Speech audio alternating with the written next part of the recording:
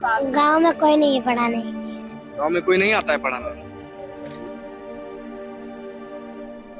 अब भाई साहब अब मत रहना तो पड़ेगा बच्चों को। अब बताओ ऐसे थोड़ी मारा जाएगा भूखा। दवाई बेचते हैं। दवा बेचते हैं। नहीं, मेरी शादी नहीं हुई।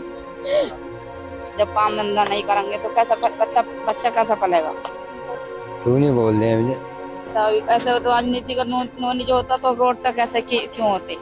घर होता है, राशन होता है, खाना पीना होता है, शिक्षा होता है, और उन सबसे बड़ा कह सकते हैं कि स्वाभिमान होता है।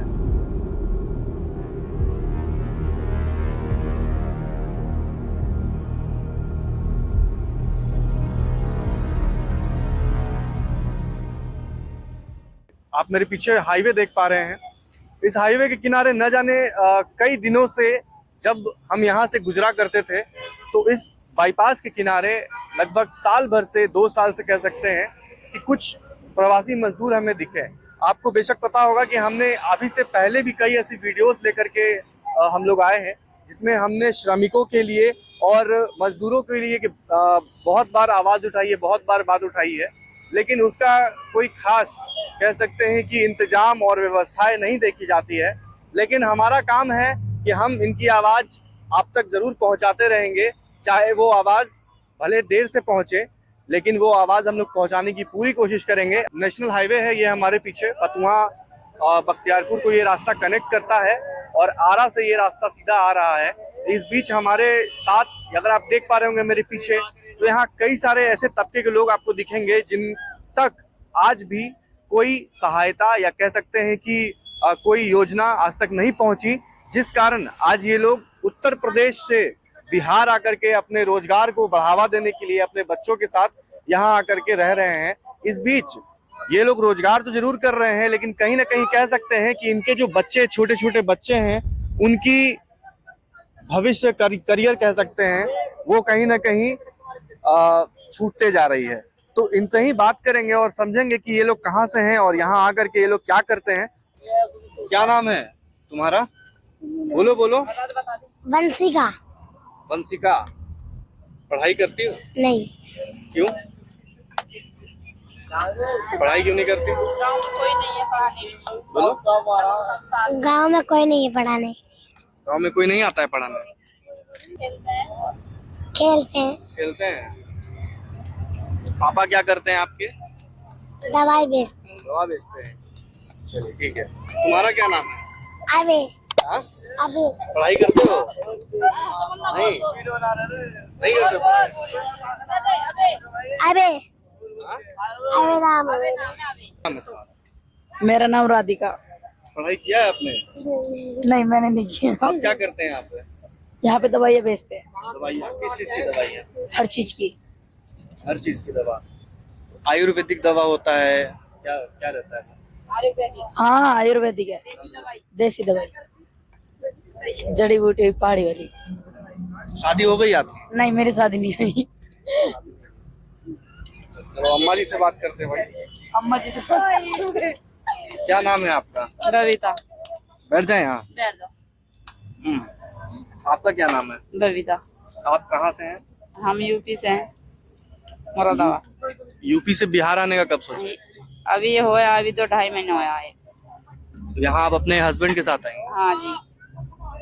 और क्या आप लोग का बिजनेस क्या है? बिजनेस भाई साहब यही है, वैसे हम दवाई ववाई बेचते हैं अपने घर वाले। इस पे हम जो हमने दवाई ववाई बेचते हैं, जड़ी बूटी दवाई है, देसी दवाई है, भाई यही काम। और क्या, खाना खा लेते हैं, दुकानदारी बैठ जाते हैं जाके। तो यूपी में आप लोग को सुविधाएं नहीं मिली किसी चीज की? नहीं जी, यूपी में जाते हैं अपना महीना 2 महीना 6 महीना में जाते हैं अपने हाँ होने मिलने के लिए। घर गांव जाते हैं भाई, गांव से अपना घर बार यही तो है, अपना दुकानदारी करते हैं, अपना बच्चों को कैसे पालेंगे। और जब काम धंधा नहीं करेंगे तो कैसा बच्चा कैसा पलेगा भाई। और क्या क्या तकलीफ है आपको? और नहीं है कुछ भी, और क्या करा, रोड पे किराए पड़े हैं बच्चों को लेकर। अपना बच्चों को पालना तो है ही, अपना पेट तो गुजारा करना ही है बच्चों का बस। और बच्चे कितने हैं आप? बच्चे 3 बेटी हैं 1 बेटा। ऐसे रोड किनारे रहते हैं तो आपको कोई डर नहीं लगता है? अब भाई साहब अब रहना तो पड़ेगा बच्चों को। अब बताओ ऐसे थोड़ी मारा जाएगा भूखा। अब बसीवट के धोरे सहारा से लेते हैं लेकर बच्चों को। अपना किसी को बसीवट होती है जहाँ वहीं पे अपना डेरा डाल लेते हैं। तो अभी मान लीजिए यहाँ से फिर प्रशासन आप लोग को यहाँ से हटाएगी तो फिर कहाँ जाएंगे? अब सर जी कहाँ जाएंगे, कहीं और दूसरा शहर ही ढूंढ लेंगे। कहाँ जाएंगे? अभी तक कोई आएगा नहीं हटाने? अभी तो नहीं कोई ना आया। अभी तो किसी ने नहीं बोला आगा उनको हटा लो। अब जब तक पड़े हैं जब कोई कह देगा तो उठाकर चले जाएंगे।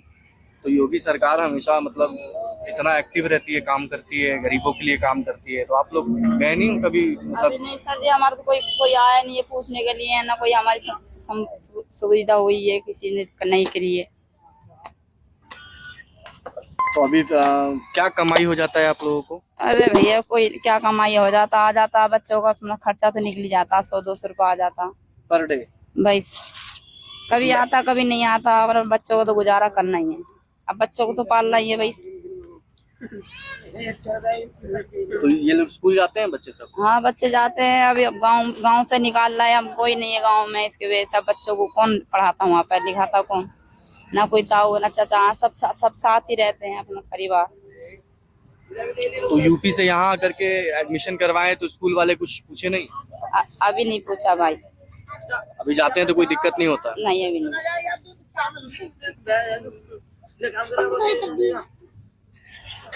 तो आप लोग को कुछ राजनीति का नॉलेज है?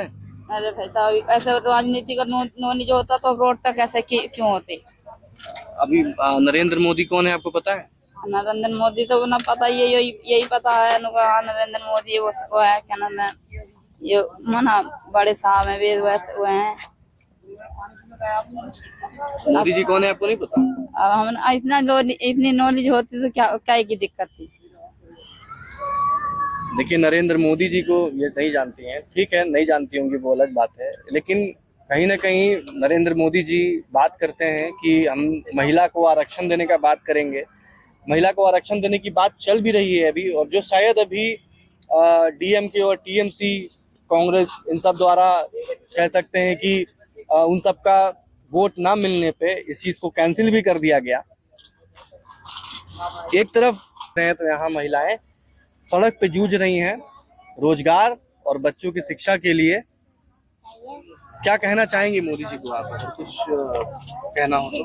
मोदी जी को ये कहना चाहते हैं भाई हमारे कोई बच्चों की सुविधा करा दो बस। हम तो यही चाहते हैं हमारे बच्चे कुछ लिख पढ़ के होशियार हो जाए, कुछ हो जाए।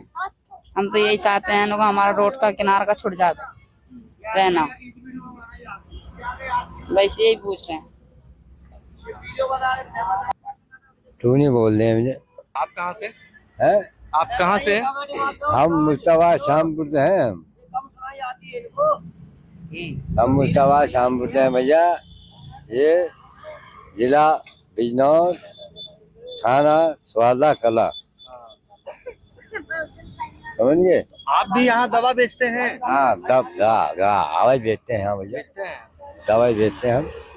अपना खाने बच्चों का टाइम काटने के लिए आ जाते हैं भाई। अपना देसी जड़ी बूटियाँ हमारे पास, यही काम करते हैं हम, और क्या।